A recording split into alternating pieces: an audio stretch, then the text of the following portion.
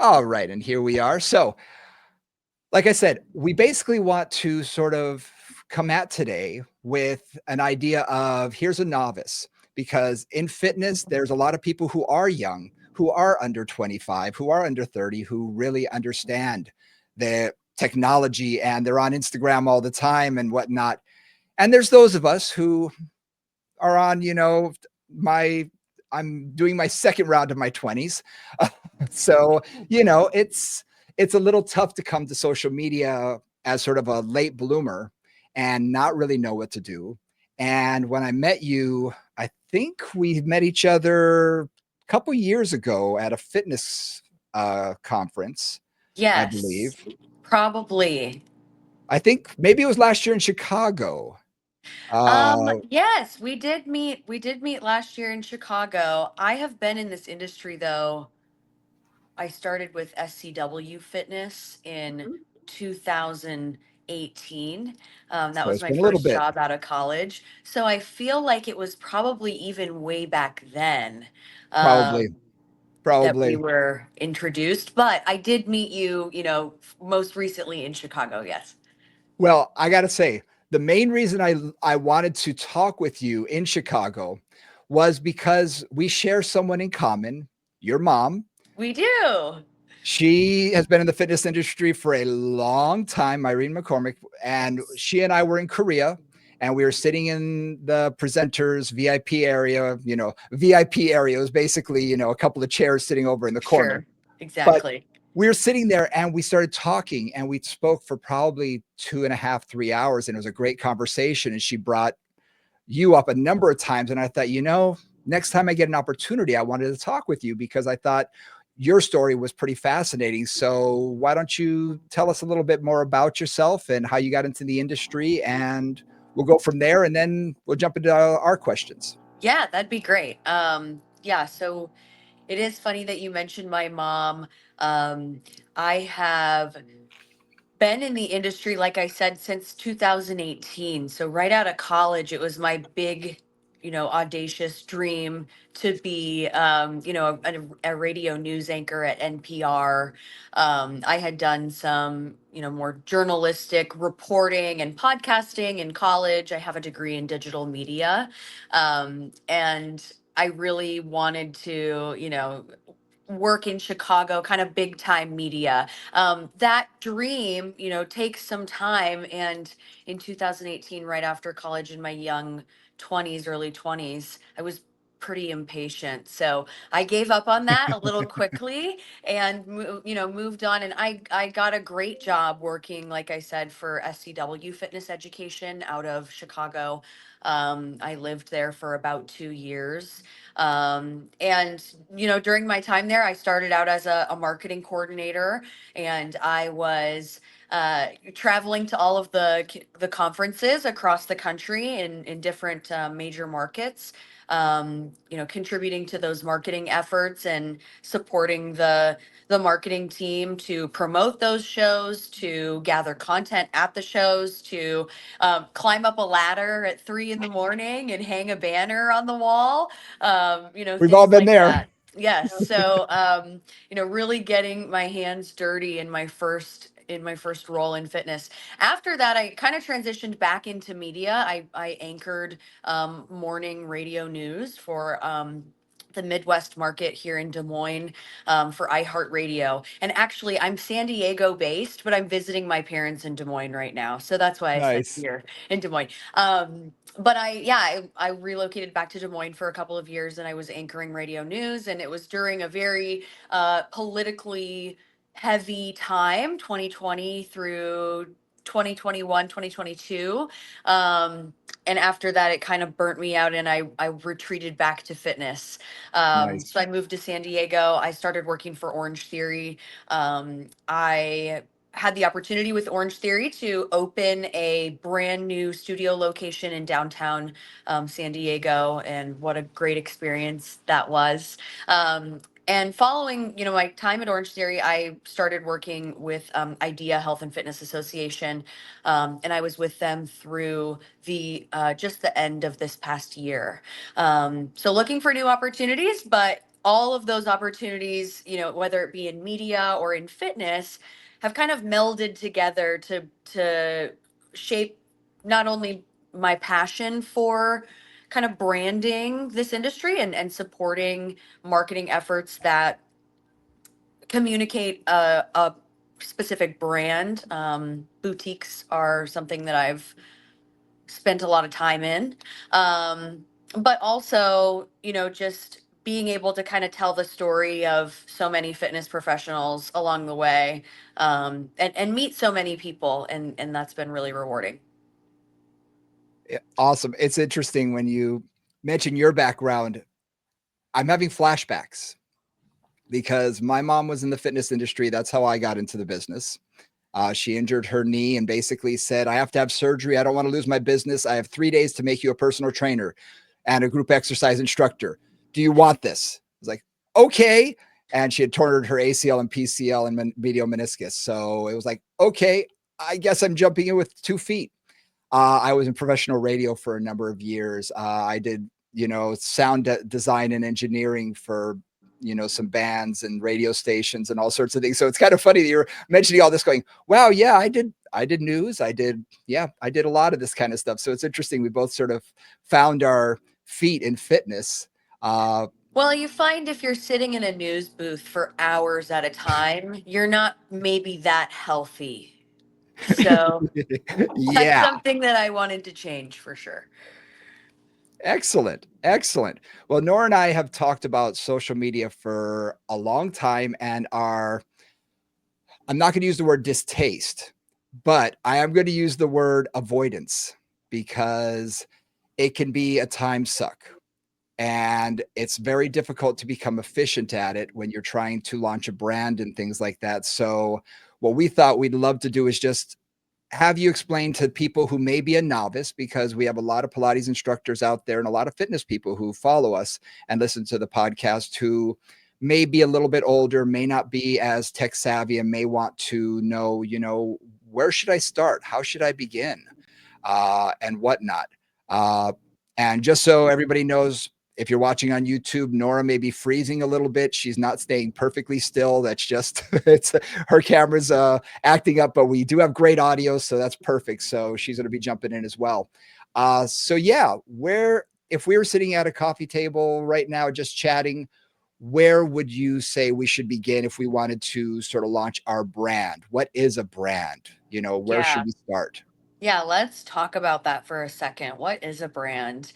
When you think about one thing, one of my college professors told me that really stuck with me, one day in class. She had us kind of look around the room, or as an assignment, kind of pay attention to all of the names and logos on things and just be aware of them. And, after we, were kind of brought that activity and asked to come to conclusions, the point of that was just for her to say, any of these are companies that you could work for. Any of these Mm, are recognizable, tangible, sometimes even things and businesses that you could contribute to. And that brand and that logo, because I was in, digital media and graphic design, that kind of thing. She's like, that's the kind of work that you could contribute to. So think about that. And I think that, I guess right now, as I'm in the fitness space, I think about the way that some of the brands that I've contributed to and supported, are viewed out there in the wild. So for example, like the OTF Splat logo has, blown up. They've got 1,500 franchise locations, all over the world, and everybody knows that OTF Splat and the hand signal. And that didn't start from nothing. That had to be built over, almost 20 years. Well, I might be giving them a little more credit than that. But they've been around for 10 plus years, I can say with confidence. And they have, I believe, in my experience, and just because I did work for them, they have one of the best, um, brand developed brands in the fitness space, and that's because of their sales training, and that's because of their ability to, through their marketing and through their messaging and all those communication channels, decide how their audience is actually responding to them, and then adapt and change. And I think that's a huge indicator of successful brands. But going back to, just kind of what is a brand, it's definitely more than a logo. It's your reputation and it's your identity. And it's essential for safeguarding the integrity across your customer touch points. So Hmm. all of that to say, when somebody sees your brand, they should have your 30-second pitch and exactly who you are come to mind. And if that's not happening, that's something that you can build towards, and something that I find so much passion in talking to studios about, especially new fitness studios. I've had the opportunity to open and work for a couple, like I said, brand new studios. And you work with the sales team and you get little flashcards that say, what is, this concept, because your customers are coming in and they expect you to know that, and that definitely upholds the integrity of the brand.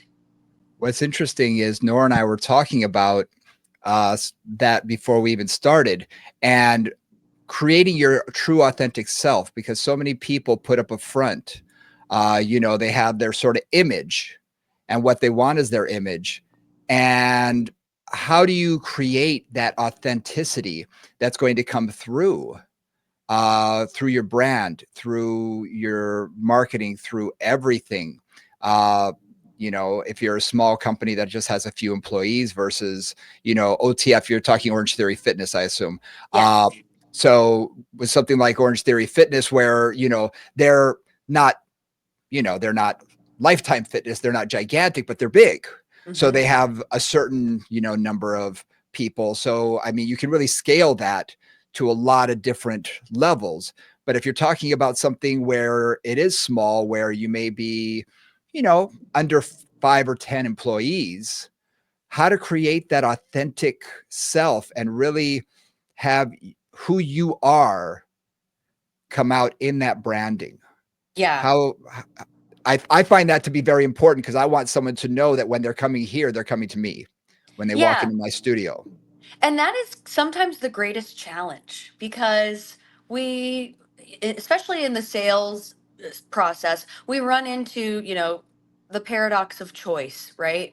We're trying to Mm, get people to become a part of our community. We have all of these membership options. We have all of these things that our marketing communicates about what we can do for them. But I think what people are really looking for is a sense of community, mm. that they can authentically connect to, like you're talking about, and also simplicity.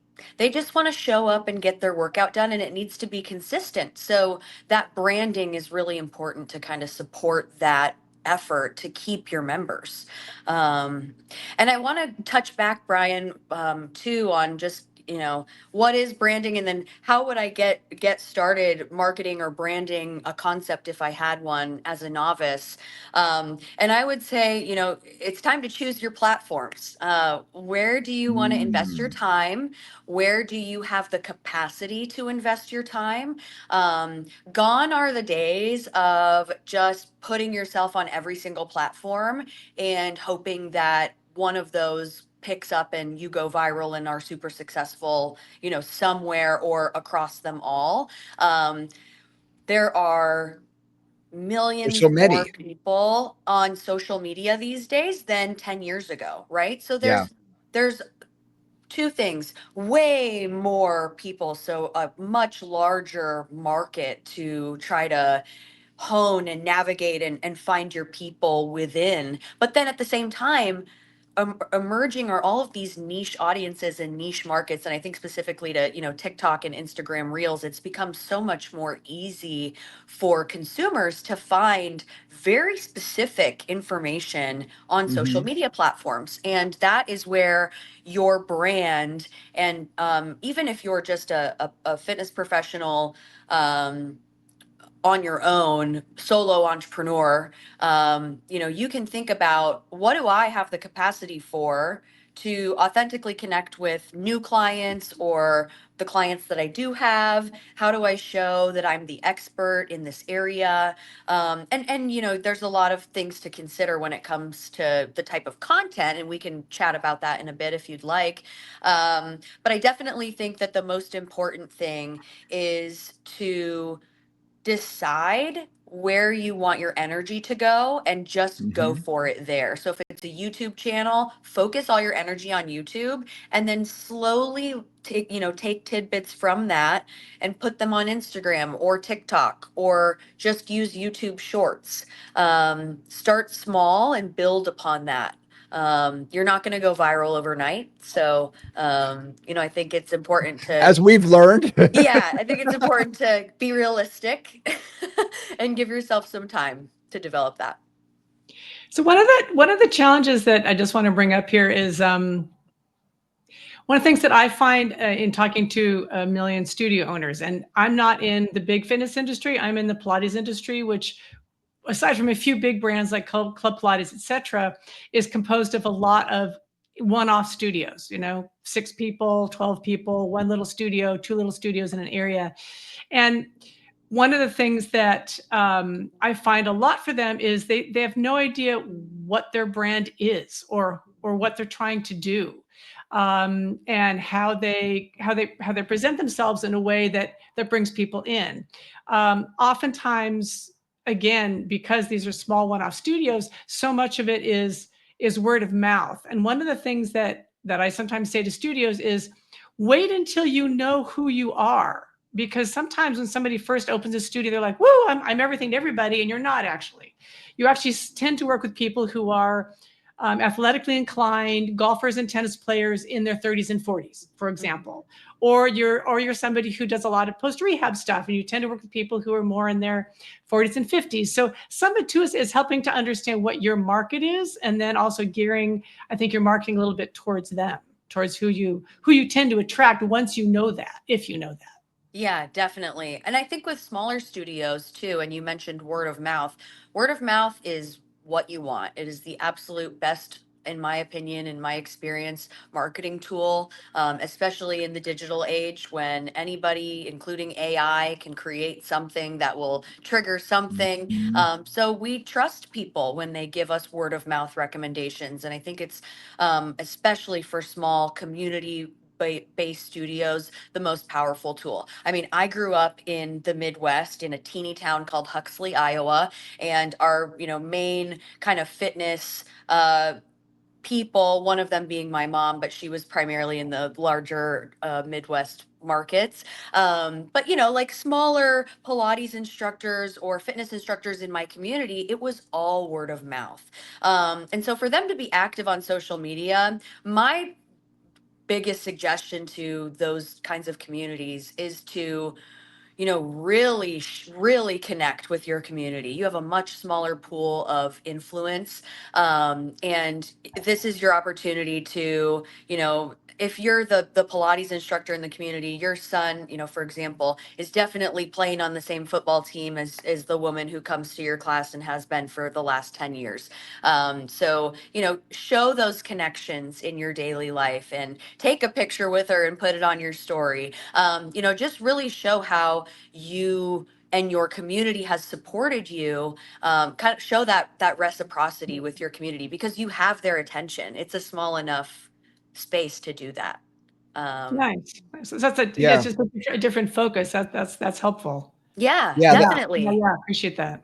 That's interesting. And I'm sure market size has a lot to do with that too. You said you grew up in a smaller town. I'm here in Washington, D.C., It's a much larger, city. New York City would be even larger. There's different scalings when it comes to things like that. So really understanding where you are. And I was talking to a buddy of mine who owns clubs in New York, and he's like, if I just get everybody on this block, I'm busier for I'm never going to not be busy because there's a million people in one square block, Yes. around him. Whereas, and in Washington, D.C., there's a little bit of that. But in a small town, you really have to hit the whole town eventually and get people to know where you are, who you are, and all of that. So understanding where your marketing is and Mhm. where you're marketing to is all very important. Yeah.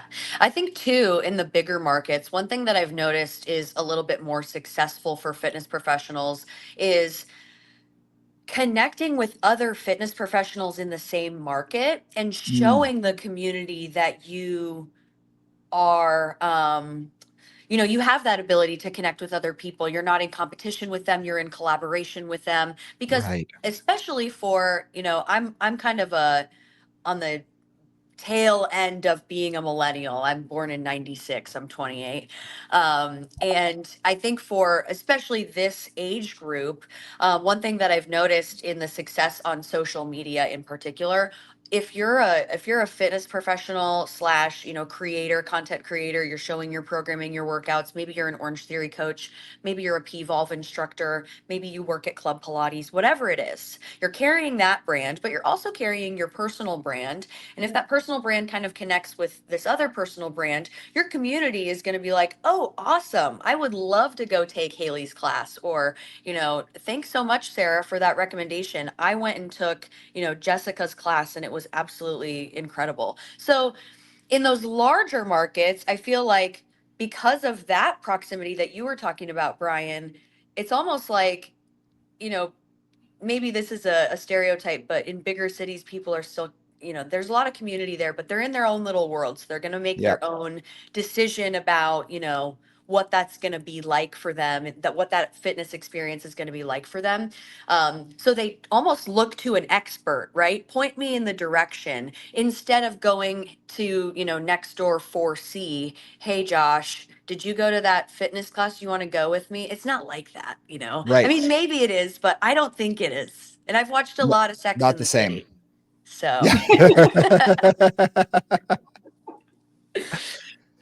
What I find most interesting is in this, it's hard to wade through the muck and the mire when it comes to branding, and especially on social media, because there's a lot of people who claim to be the experts. And Nora and I have been teaching for, man, most of our career. We've been educating people. And I consider myself an educator. I would never ever consider myself an influencer. I consider myself an educator. That's what I do. But I have a lot of young people who are much younger than you are, in their early 20s. Maybe they have a degree, maybe they don't, and they want to do what I do. They have no life experience, they have no experience in the industry, but they all want to be considered the expert already when they have no expertise. But they've got the hot bod, they can turn on a camera and suddenly say, I'm the fitness expert. And because they're good looking, they're going to establish a certain following just because of their looks, not mhm, what comes out of their face. You know what I mean? And it's yeah. hard to sort of wade through that. And how can someone wade through that and make it a better experience, but also for someone like us who we're not going to be that person. Yeah. It's not our gig. Yeah, well, I'll even one up you, Brian. And AI is out there, and Oh my and people gosh. can edit their stuff, and they can just put their face on a fake body or whatever it looks like, and give you fitness advice, and that's really harmful and dangerous to our industry. Uh-huh. So I hear you on that. I think where I want to start with that, because there's a lot to unpack there. I mean, we could go on probably for the rest of the day talking about that. But I think a couple things are going to be really important. Number one, we need to acknowledge that, the generations that are coming up, they have had access to technology and information, and that makes them feel like an expert because they can plug into ChatGPT on their phones and get an answer. Right. Yeah. So they didn't have to necessarily go to a library and take notes with a pen and paper, like so many fitness professionals that are leading the industry now have had to do. So Right. I think that there's kind of two sides to that. I feel for the professionals like you, like my mom, and so many of the people that I look up to in this industry and have learned from, because you guys really laid the foundation for the fitness professionals today, whether you kind of like it or not. And the fitness professionals today, unfortunately, because of all of the work that you've done, they now have access to that just on their phones Mhm. and, wherever they can get it electronically. And then we've got, the TikTok experts and influencers, and the Instagram reels influencers, just kind of playing telephone, regurgitating information. Yep. And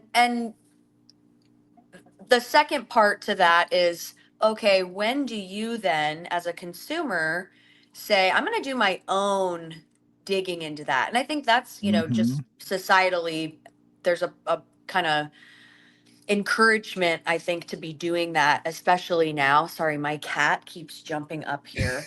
It's driving me nuts.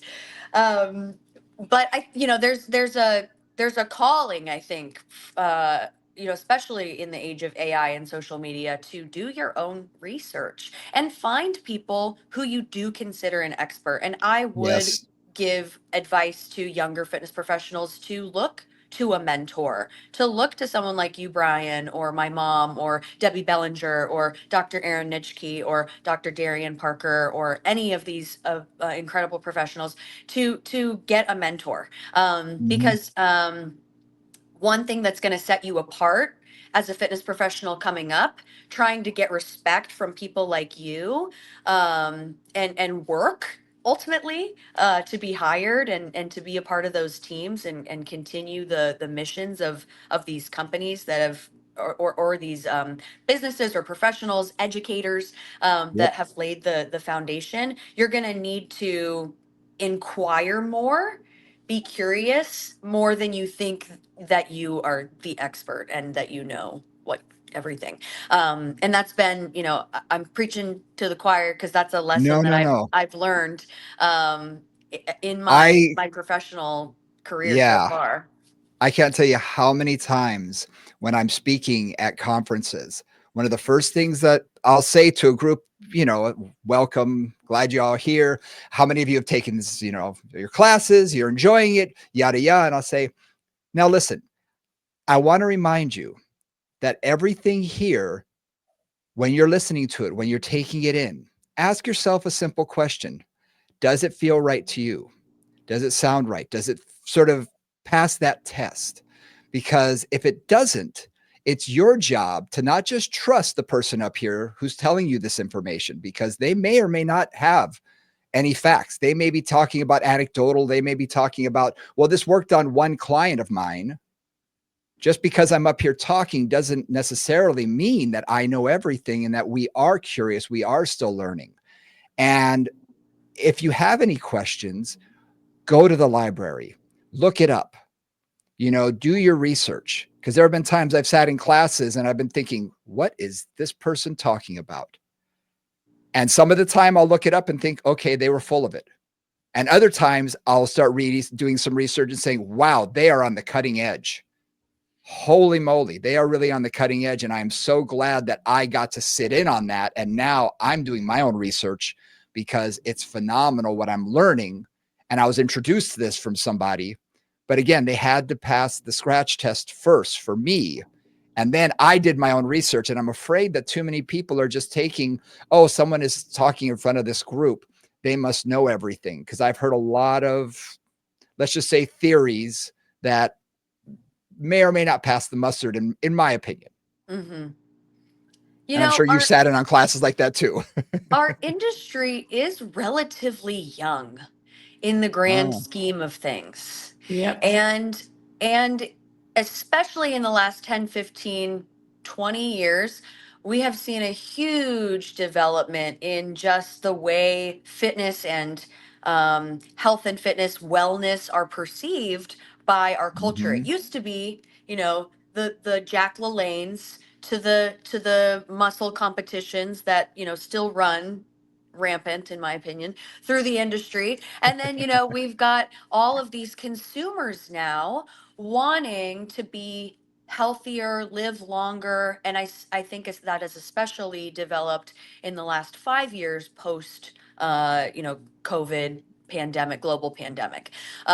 So all that to say, our industry is still earning, growing, and changing a lot.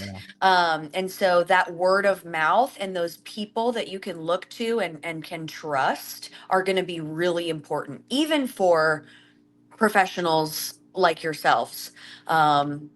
Because, the information and the technology is only developing further. We're not scaling back from that at all, ever. So it's important to not only embrace it, but then, like you're saying, deploy critical thinking skills Mhm. and do with that what you will. And by doing so, kind of bringing this full circle, you are being authentic to you. You are doing the work to decide what is authentic to you, so that you can find people who are like you, and that is your community and that is your brand. That's awesome. That's awesome. Yeah, Uh, good wrap up on that, because it really is like you only attract who you yeah. attract. And as Yep. I've gotten older, I'm more to realize like the people who want to come hang out with me are going to come hang out with me. The people who don't, it's fine. They can go hang out with Fine. somebody else. There's a million Yes. people out there that one can find to be part of the community. That's great. Well said. Absolutely. Now, something that Nora and I were talking about before you came on was about being as efficient as possible, because the last thing we want to do is have to spend an entire day creating posts. And you know you can spend all your time doing that, and there are people online who that is their job, and they do a great job of it. They become more popular and whatnot, but we have a job to do, and that's seeing our clients, that's teaching our classes, that's creating more content that we teach with, not necessarily online. So what would you say would be the most efficient use of our time when we are talking about how often do you post, where do you post, all of that kind of stuff? Yeah. So let's just give an example. If you can dedicate, because I talked earlier about your capacity, right? So you do want to Yeah. consider as a professional what you have time for, what you have the capacity for. If you want to be a full-time influencer, I mean, you're gonna be creating content and on social media like it's your full-time job. But if you are just an educator, and I consult a lot of fitness professionals on this, just in their brand building. But if you are an educator and see yourself as an educator, I think my number one tip, to kind of get started on social media, or to align yourself with a brand, or to create some kind of a brand, as an educator, and you can correct me if I'm wrong here, but you do present education, but occasionally you also present, branded education, or you work with companies Mhm. that have content that fitness professionals can even sometimes buy, maybe you can even profit from. Sure. And so those are the things that I would be considering, because as an educator, your primary role, and I think to your credibility it should stay this way, is to educate and to be focused in an academic space and to be working with clients and being in a practical space. But that doesn't mean that you can't be on social media as well, creating a brand. So I would, number one, identify, any opportunities for making a little money, like through an affiliate link or something, aligning yourself with a popular brand that's already out there, so that you can tag them and piggyback off of their content. Or, just think about what it is that you do contribute to the conversation, to the community, and put that forward. Um, Mhm. if you've got something like, I think, for example, on LinkedIn, that's a good place for educators to be. It's a primarily business focused space, employment focused space, but there are a lot of really productive conversations happening there. There are a lot of like private groups you can join and be a part of and have kind of an influence in that way. So, three things: kind of decide what your capacity is, decide what your opportunities are, and then decide how you want people to identify you or with you. And those are the content opportunities that I would look for. And if you're someone who just wants to kind of check the box and do what's typical or what's on average for brands these days, typically brands that are successful are posting like 3 to 5 times a week, but they do engage on whatever platforms are most seen and engaged with, where they have the most reach. They're doing that probably every day. So if you have a lot of reach on Instagram stories, you should do that every day. If you have a lot of reach in a private Facebook group, you should be engaging on that every day. And if you don't honestly have anything to say, nobody has something to say every single day. I certainly don't.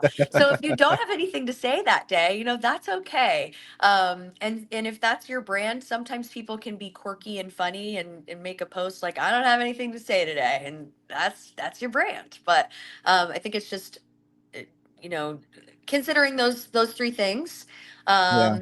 or deciding if you kind of want to check the boxes and just start posting and see what happens from there, which I also encourage. Interesting. Interesting. Because it's very easy to just sort of jump out there and start posting things without having a focus. Yeah. Nora and I started doing something that for the our podcast is I started doing a live version where we would show the exercise that we were talking about. And when she and I would get together, we created, these anatom minis that, great title that Nora came up with, and Yeah. talking about anatomy and talking about different things, fun things, just to get people interested in a different way. And I found that those are a lot of fun. They're fun to create. And unfortunately, with us being on different coasts, we have only a few times a year where we can get together and sort of do a lot of recordings, and we'll record for a full day. And that'll give us, a bunch of content for a little while. Uh, but it is easy to think for some people, oh, I have to do this every day. And you don't want it to be a drudgery. You don't want it to be something you're like, oh, do I really have to do that today? Right. Because then it's no fun, and that energy is going to come out on camera. Right. Absolutely. And it's not authentic. When you don't Yeah. want to do it, it's not authentic. So just thinking back to, I think, when we think about social media, we give a lot of power to the community. And I was starting to say way too much, but maybe not. We just give a lot of power to the community, and that's a great thing because you that shows that you care about your community and you're listening to them, and you don't want to just flood them with crap they don't care about. But at the same time, they can tell when you're just posting to post, or Yeah. you can tell when you have great success with this type of content and not a lot of success with this type of content. um, so I agree with you, and I think that, just if you don't feel like it you shouldn't do it. If you're ready to do it, then you should do it. And you mentioned earlier, there are a lot of people you can hire, and there are websites like Fiverr, that you can go and hire someone super cheap, relatively cheap, to post, do some social media posting for you. There are a lot of college interns that would love to have the opportunity to work on a brand and to put that on their portfolio. So, just thinking, depending on whatever your budget might be and Mhm. what you have the capacity for, there's a lot of opportunity. So I think in order to get started, it's just important to get focused and consider the commitment, because I think a lot of times it's like, again, one of these just checked boxes, like, I need to be on social media. Well, if word of Right. mouth is super strong for you, you really don't need to be on social media. Maybe there's a way you can connect yourself to the studio brand, on social media, or just celebrate and spend time with your community in other ways. You, you've mentioned community a lot, and I find that really valuable. And I think that's something that people forget because everybody wants to be a worldwide, you know, person. And I hate to say celebrity status means something, but so many people want to have that, want to have sort of that status amongst their peers. Yeah. And something that I always found interesting is when I go to events, one of the ones that I found to be the strongest. Now, I've been to uh, almost all of the different fitness conferences. And to be honest, the one that I found the strongest in term of community was Pilates on Tour. It was smaller. There were I Nora could tell me, the first one I went to was in Chicago, and it seemed like there were several hundred people, but everybody had the same interest, the same goal, the same everything in mind. And it was so interesting to be with people who are so like-minded and very welcoming as well. Whereas when I've gone to large conferences with several thousand people, it's easy to get lost. It's easy to be just a face in the crowd, and you can see cliques forming. And if you don't really fit in with that, it feels very high schoolish, and you're kind of like, I don't know. I don't know where I fit in here. Whereas some of the smaller ones, like I say, Pilates on Tour, they immediately welcomed me in, even though I came more from the fitness world. And I thought, wow, this is really cool. Yeah. Um, yes, I had thoughts and I got distracted. So, Sorry, no, sorry. it's okay. I would agree with you that niche audiences are stronger in their sense of community. Um, and I would also add that, um, people now, kind of going back to like the social media landscape, like people now, there are just so many things out there, um, that it can be, like you said, easy to just be lost in all of the options, the paradox of choice. It's too much. We don't know which direction to go, and who to connect with. Um, and I think that the success of those smaller conferences, or those niche conferences, is definitely in their sense of community. I'm thinking back to even when, Idea Health and Fitness Association got started. They were just the, International Dance Exercise Association, and their first conference was like 600 plus dance exercise group Yep, exercise instructors. I And remember I those think days. that's why it was so successful, because it was all dance exercise, all group X. It was the craze. And Aerobics. yeah, and it diversified over time, which was a positive thing. But then I think it got too saturated, right? And then people, because of this landscape of just all these options, they kind of cling to their communities and their tribes, Mhm. because they don't want to feel lost in the crowd. So, yeah, for social media, for branding, for marketing, your community is your most powerful tool and asset. And, if you're just getting started, figure out how you can build a team that, build a team, build around your values, and just watch how that brings people to you and attracts people to you. I like that. I like that. If you were going to work with someone who, like I say, let's say someone listens to this and is like, I really want to talk with her. I really want to find out more and figure out what I need to do. What would you, let's, could you give us like 3 or 4 quick takeaways, something that you could say, okay, if you're going to start, here's where you really should be focusing your energy for the next, 6 months or whatnot.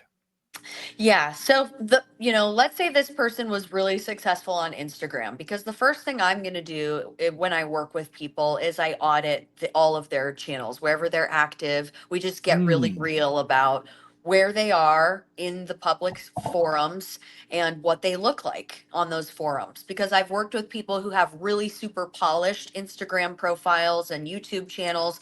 And I've worked with people who got it in 2009 when it was cool, and they haven't touched it since, and not when it was cool, but when it was, first starting, and they haven't touched it since. So let's say this is a professional who wants to, grow on Instagram, but they haven't gotten, a lot of traction there. The first thing I would do is, especially for Instagram, and LinkedIn is another thing, but especially for Instagram, just because of the ease of access people have to it. Make sure that that bio is like your online CV, your resume, who you are, what you do, where people can contact you, and then moving down below that bio, kind of into the content, make sure that looks aesthetically good, because it does hurt your credibility when things are not lined up correctly, or the just anything that could throw off the user, or the person mm, looking at it, right? Because anything that takes their eye away, you lose people's attention like that. So if you want to keep them there, you know make it readable, make it aesthetically pleasing. I would just take a look at what that looks like. um, and then the next thing I would do is look at your followers and look at your following. If this is a professional account, and you're an educator, and you want this to be your professional space where people see you as the expert on this topic or this product, um you know you maybe shouldn't be following spam bot accounts, or people who you've known from high school, or people who you don't align with in your values. And then, likewise, you can go look at who's following you, and I would encourage you to do so. Some people would say, no, I'll take the followers, but I would encourage, take a look at your followers. If you've got bot and spam accounts, and all these kind of yucky mucky accounts following you, get rid of them. interesting. It's really easy to do so. And people do look at that, especially as you grow. When you're a smaller brand, that's kind of a less important thing. Maybe if you're in a small community and you've used this Instagram since high school, take a look at your your followers and your following, and just kind of audit that. But make sure that you're just aligning everything with who you are authentically and what you have accomplished. Um, That's fascinating yeah, because it just dawned on me. If I go back to like my Facebook, you know how you can join the groups way back when you would join a group, you like a television program, you put that as a like. And I'm just thinking, I haven't looked at that since college or when I first joined. And I'm thinking that might be rather embarrassing because I'm definitely a different person than I was 20 years ago or however many years ago. And that's something I don't think we think about. no. And Wow. and I think too that you you may want to consider creating a new account, and Hmm. you'd have to start from scratch there. Zero followers, zero following, but that's a really powerful place to be. I will give a real life example. I grew an account from zero to over 100 followers within like a couple of days, just by being super active on Instagram, and letting all my friends know that I had this new account, and encouraging them to share it, and just using my community to push that forward. um I would say those are my three things that I would take a look at if you're wanting to kind of professionalize an Instagram specifically. And I would Mhm. encourage you to do that. If you don't want an Instagram because you don't like Meta, then that's all fine. You can get like a digital like business card where people can just, you know, tap your phone or whatever, or Bluetooth it. Oh my gosh, what am Linktree, I saying? something. Yeah, Yeah. they can airdrop it. That's what I'm trying to say to you. But if you don't, I mean, Instagram is just a great way for you to have all of that information, and then also show people who you are and what you do, and let them kind of decide if they align with you or not. Yeah. Interesting. Oh, Interesting. I Yeah. think I was going to say one other thing. Sorry, I Please, lost my please. train of thought. Um, one thing I would do, why my, you know, if you wanted to do something this week, I would post to your Instagram story slash Meta, you know, Instagram, Facebook story, if you've got it connected, every single day for a week. Um, if it's one post to your story, or if it's a couple posts to your story, maybe you take a little video and talk to your followers, but post to your story and just see how people engage with that. Because I think, you know, people, one, neglect the Instagram story and the power of it, but two, I think you'll be surprised by how many people just kind of mindlessly scroll through that, and they're looking for you, and they want to hear what you're doing and what you're saying, um, just in that brief moment. Um, so yeah, I would just, you know, post your story every day for a week and see what happens. Now, the difference between Instagram and TikTok, I was curious about this because I was looking at it even for just myself. For a long time, I find that Instagram has a lot of parameters that are shortened. You know, you can only do a 90-second, or you can, you know, whereas TikTok seems to, if I wanted to demonstrate an entire exercise, I would have more opportunity to do so Yeah. on that platform. Do you find that you get more engagement from TikTok? Is it harder to break through the sort of, I don't know if the word is parameters or whatnot, you know, the algorithm, I guess is what I'm trying to think of, is how do you break through on something like that? Because certain Hmm. people keep popping up on mine all the time. And if you watch one video, then all of a sudden, you know, if I keep something on my screen for too long, now I've got 10 videos on a topic that I have no interest in. Yeah. You know, I have a couple observations about that. I really don't know if I have a definitive answer, but I have a Mm, couple observations. It kind of goes back to our industry is still relatively young, and the people who laid the foundation of our industry and who are sharing content like what you're describing, are in in your peer group, are the people who, you know, are using Instagram and Meta primarily, mhm, because TikTok, for what it's worth, is primarily like a Gen Z, Gen Alpha, millennial driven app. So another observation I've had is just that educators and a lot of fitness brands, there are a couple that do really well, but educators and people who are showing movement or explaining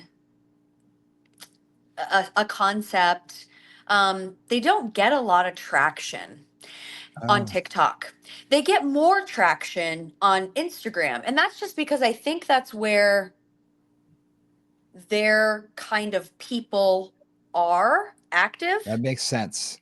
over on TikTok. But Yep. at the same time, I don't want to say it's not possible just because those people aren't there. They're there. Definitely they are. Um, but what I have observed is just that for whatever reason, yes, on Instagram you have that 90 seconds. Sometimes that works better, especially for movement, because people don't want to Mhm. spend, you know, unless you go to YouTube. You could definitely put that kind of content on YouTube. Longer form is always great on YouTube, and then you Sure. can take snippets of it and kind of promote it in short form on either of those platforms. Um, But yeah, I guess I would say that, just considering, like you were saying, the algorithm, it changes all the time. Right. And TikTok and Instagram are constantly competing with each other as well. So not only are we as creators competing with other creators, but the algorithms are competing with each other as well. And I think it just comes down for success. I think it just comes down to consistency in your posting and really focusing on the content that works, not the content that Hmm. you like and that you prefer to create, the content that works. And that's going to mean you're going to experiment with a couple different things before you find what performs, what people are drawn and attracted to, and what gets you better success than other types of content, other forms of content. That's that's good to know. Thank you, because I've been toying with that, with IG versus TikTok, going back and forth. We have a brand manager, a social media manager, and I was thinking about talking to them and saying, why not? Why haven't we thought about TikTok and everything? But you're absolutely right. It's more Gen Z, it's more Gen Alpha. And I think the people that we are going to attract are closer to us, are going to be more Gen X or more millennial based. So Hmm. that is very interesting. And thank you, because I hadn't thought of that. But as soon as you said it, it was like a slap in the face. Well, yeah, of course, obviously. So no, this is good. I didn't even think about that. Yeah, I mean, I don't know if that's a serious assumption or if it is, founded. And I just find that that's my observation. Yeah. So when it comes to, I feel like there's a lot of, professionals feel super discouraged when they keep posting on TikTok and keep posting on TikTok and nothing is happening and nothing is happening. But they're not actually posting anything on Reels. I just wonder about that, because it's like, okay, well, if this isn't working, give this a try over here and just see what Hmm. happens. You can even experiment with the exact same content if you want to. There's some things in between doing that you'll need to do, like remove the watermark and, um, maybe consider your hashtags or, whatever the copy was. But, just use that same content on another platform and see how it performs, kind of run an A/B test on it. Um, but again, that goes back to, what's the most efficient use of our Hmm. time, of my time as a professional.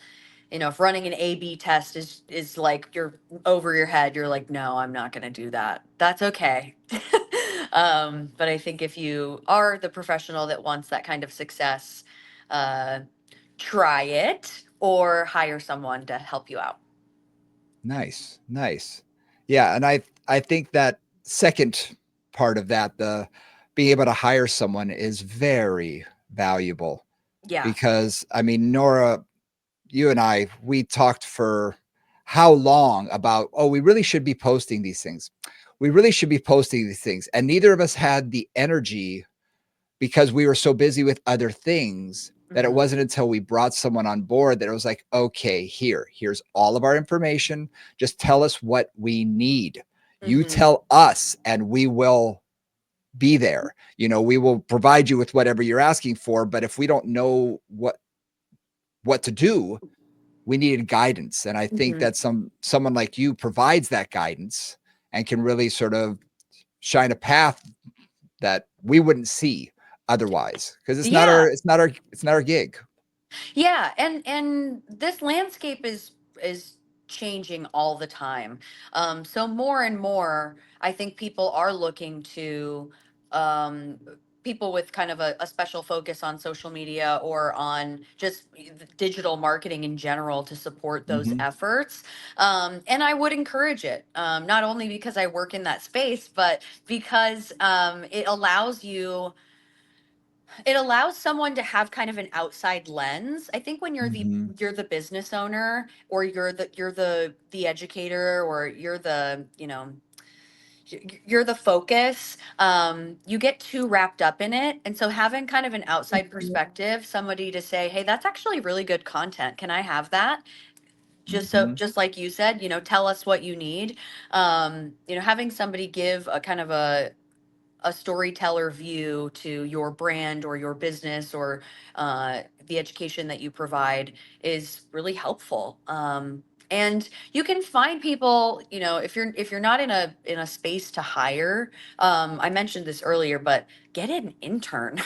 Call your local community college and say, hey, I've got a personal brand, and I'm just wondering if you've got any students interested in taking an internship for a month. They can have full portfolio view on my account for this time, whatever that might look like. But that's an option. There's a lot of That's things you awesome. can do, um, to get started in that direction. Um, Ultimately, the goal of going on social media is brand awareness, and then hopefully that translates into making you some money, because the only reason you want people to see you and look to you and go to you is so that you can either attract and retain members or clients, or bring people into an idea that you are trying to communicate, whatever you contribute to the industry in that way. um yeah. Yeah, that makes a lot of sense. Wow, you gave us a lot to think about. I feel as though we could probably have this conversation for another few hours and We still definitely could. only scratch the surface. Yes, So thank you so much my pleasure. for coming on board. I would really, really appreciate this. It's a lot of really good information. Where can we, for if someone were to listen to this and say, you know what, I'd love to talk with her. I'd like to get in touch with her. I'd like to either hire her or get her opinion on something. Where could they reach out to you? Yeah, thank you, Brian, and Nora as well. I really enjoyed our conversation today, and I could definitely go on for the rest of the day about it. So anyone can Part two, connect part with three, me. part four. Yeah, we will. Yeah, we'll have a follow up. Anyone can connect with me on LinkedIn. You can look me up, my first and last name, Madeleine McCormack. I'll have Brian and Nora put the link to my account in the show notes. Yep, absolutely. You can also follow me on Instagram. My handle is at Madeline MCC with an underscore. Maybe they can also link that in the show notes. And Absolutely. you can also email me. My email is madeline.7990@gmail.com. And right now, some of the services that I'm offering are consulting on social media, on marketing, and any kind of sales or branding support for fitness businesses, solo entrepreneurs, boutique fitness studios. I love digging into the root of the story, the root of the brand with owners, and with managers and with sales teams, and helping them kind of discover the power in that story and how that translates to, like I said, earning and retaining more members. So if you're interested in any of that work, please reach out to me. I'm here for it. Awesome. Awesome. Awesome. Well, thank you so much. We Thanks, really, Madeline. That was really great. appreciate Thank it. you. I hope you Yeah. guys have a great rest of your week. We will. Thank you so much. And if you guys want to reach out to us, you can always do so through our basically the best way is email. You're going to do movingconvos@gmail.com, Instagram. We're really active on that. You can DM us there at Moving Convos. Facebook, Moving Conversations. Please do us a favor, hit the like and subscribe button. We really appreciate it. Post, comment, like, all of the above. We really appreciate it. It helps our algorithms, as we just discussed. All of those things make a difference in our world now. And I wish they sometimes didn't, but they do. So please hit all those buttons. We'd really appreciate it. And for Madeleine McCormack, thank you so much. For Nora St. John, I'm Brian Ritchie. We'll see y'all next week. Thanks, guys.